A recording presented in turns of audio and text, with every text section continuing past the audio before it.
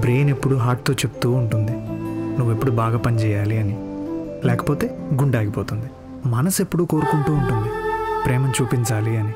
ఆ ప్రేమను చూపించలేదనుకో మనసు చచ్చిపోతుంది. నువ్వు దూరం అయితే నా మనసు చచ్చిపోతుంది.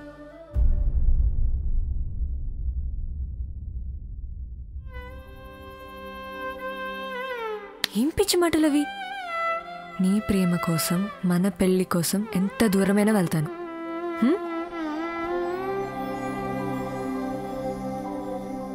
ఎక్కడికి వెళ్ళను. ఇప్పటికీ నీ దాన్ని